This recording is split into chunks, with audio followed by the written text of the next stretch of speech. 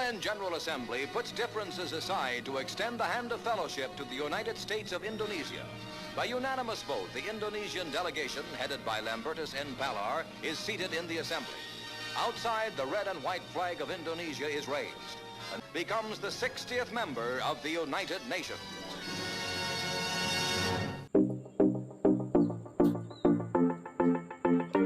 Assalamualaikum warahmatullahi wabarakatuh. Salam Om Swastiastu, Namo Buddhaya, salam kebajikan dan salam sejahtera. Perkenalkan, saya Resti Helvia dengan NIM B1A121086, kelas C Prodi Ilmu Hukum Fakultas Hukum Universitas Jambi. Baiklah, kali ini saya akan memenuhi tugas hukum internasional, di mana ini merupakan tugas mandiri. Tugasnya adalah membuat video presentasi mengenai materi, di mana materi yang saya angkat kali ini yaitu mengenai sumber hukum internasional. Apa sih yang dimaksud dengan sumber hukum internasional dan apa-apa saja sih yang termasuk dalam sumber-sumber hukum internasional? Untuk mengetahui lebih lanjut, simak video saya sampai selesai. Yang pertama adalah yang dimaksud dengan sumber hukum atau the source of law, secara umum diartikan sebagai sumber asli kewenangan dan kekuatan memaksa dari suatu produk hukum positif. Adapun yang termasuk sumber hukum dibedakan menjadi dua artian, yaitu yang pertama adalah sumber formal, merupakan sumber kekuatan memaksa dan dasar keabsahan suatu produk hukum, sedangkan sumber material adalah sumber materi dari suatu produk hukum. Contoh, kekuatan mengikat suatu ketentuan hukum. Yang selanjutnya adalah penjelasan mengenai pengaturan sumber hukum internasional. Sumber hukum internasional, the source of international law, diatur dalam pasal 38 ayat 1 Statuta Mahkamah Internasional, di mana dalam pasal 38 ayat 1 Statuta Mahkamah Internasional ini yang mengemban fungsi utama untuk memutus setiap perkara yang diajukan kepadanya harus memutus perkara berdasarkan hukum internasional yang mencakup 1. Perjanjian internasional, International Convention. 2. Kebiasaan internasional atau International Custom. 3. Prinsip atau azas-azas hukum umum yang diakui oleh bangsa-bangsa beradab. 4. Yaitu putusan-putusan pengadilan dan ajaran-ajaran dari sarjana yang bereputasi tinggi dan dari berbagai bangsa sebagai sumber tambahan dalam penentuan kaidah hukum. Ketentuan tersebut tidak dapat dipisahkan dari ketentuan pasal 38 ayat 2 yang menentukan bahwasannya keberadaan sumber-sumber hukum internasional itu tidak dapat mengesampingkan kekuasaan mahkamah untuk memutus perkara berdasarkan asas ex equino et bono. Dalam hal para pihak menerima penerapan azas ini, maka azas tersebut harus tetap diterapkan. Yang selanjutnya yaitu adapun yang termasuk ke dalam sumber-sumber hukum internasional. Yang pertama adalah perjanjian internasional. Pada mulanya, perjanjian internasional didefinisikan sebagai perjanjian yang diadakan antara negara dan bertujuan untuk menimbulkan akibat hukum tertentu. Namun, dalam perkembangannya, perjanjian internasional tidak terbatas hanya pada perjanjian yang dibuat oleh negara-negara sebagai subjek hukum internasional, melainkan juga termasuk juga negara-negara dengan organisasi internasional. Misalnya, perjanjian antara Amerika Serikat dengan Perserikatan Bangsa-Bangsa tentang penentuan penempatan tetap PBB di New York, dan perjanjian antar organisasi internasional. Yang selanjutnya yaitu kebiasaan internasional atau international custom. Tidak setiap kebiasaan merupakan sumber hukum internasional. Hanya kebiasaan yang hanya diterima oleh hukum sebagai masyarakat internasional yang merupakan sumber hukum dalam internasional sebagai sumber sistem hukum internasional. Oleh karena itu, dua ciri utama yang didapat dikategorikan sebagai ciri hukum internasional yaitu 1. Merupakan kebiasaan yang bersifat umum. 2. Kebiasaan itu diterima sebagai hukum oleh masyarakat internasional. Selanjutnya yang ketiga yaitu unsur yang bersifat umum. Profesor Mokhtar menyebutkan unsur yang pertama yaitu sebagai unsur materi dan unsur yang kedua sebagai unsur psikologis.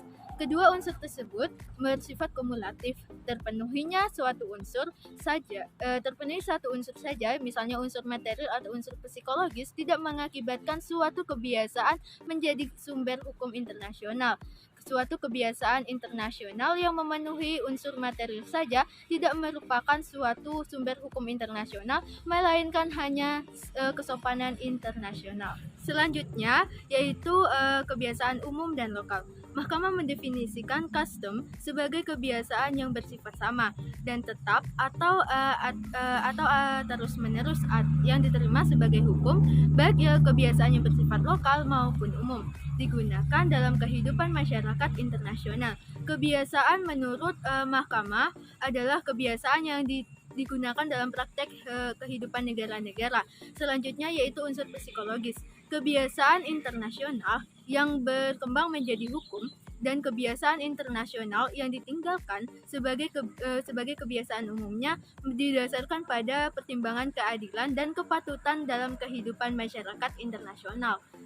Kebiasaan internasional yang diterima sebagai hukum umumnya telah dinilai memenuhi rasa keadilan dan peri kemanusiaan, sedangkan kebiasaan yang semulanya ada dan dipraktekkan tetapi kemudian ditinggalkan umumnya karena dinilai bertentangan dengan hukum. Misalnya hukum perang yang berlaku di laut. Selanjutnya prinsip-prinsip hukum umum. Prinsip-prinsip hukum umum adalah prinsip-prinsip yang mendasari sistem hukum modern.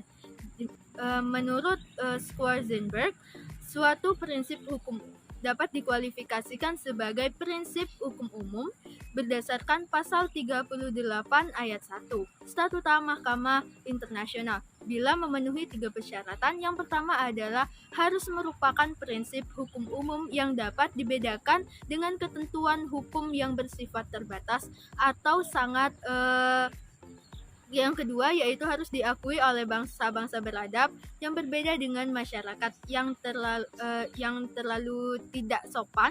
Yang ketiga harus merupakan praktek dari beberapa negara dalam jumlah yang wajar dan merupakan bagian dari sistem hukum sebagai pembentuk sistem hukum dunia.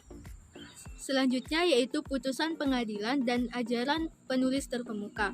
Putusan pengadilan dikategorikan sebagai sumber hukum tambahan di samping sumber hukum utama. Putusan pengadilan digunakan sebagai dasar untuk membuktikan adanya kaedah hukum internasional berkenaan dengan suatu permasalahan yang timbul dari akibat penerapan sumber hukum primer, seperti perjanjian internasional, kebiasaan hukum internasional, dan azas-azas hukum umum.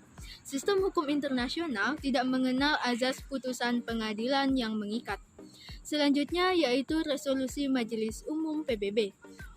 Majelis Umum PBB memegang peranan penting dalam pembangunan hukum internasional. Lembaga ini menyamai peranan legislatif di dalam sistem pemerintahan domestik di negara-negara. Produk hukum majelis itu menjadi semacam pendapat umum yang berpengaruh besar terhadap berbagai produk hukum negara-negara dan relevan dirujuk sebagai sumber hukum internasional. Selanjutnya yaitu kodifikasi dan perkembangan progresif hukum internasional. Berbagai konvensi yang saat ini berlaku merupakan produk dari ILC, seperti Geneva Convention on the Law of the Sea. Yang selanjutnya yaitu Vienna Convention on the Diplomatic Relation, di mana ini merupakan ILC telah menyiapkan draft merupakan konvensi, kemudian draft itu dibahas dalam berbagai konferensi yang dibahas dalam konferensi umum PBB yang selanjutnya melalui konferensi tersebut ditetapkan sebagai konvensi. Itulah tadi presentasi dari saya, Resti Helpia, mengenai sumber-sumber hukum internasional.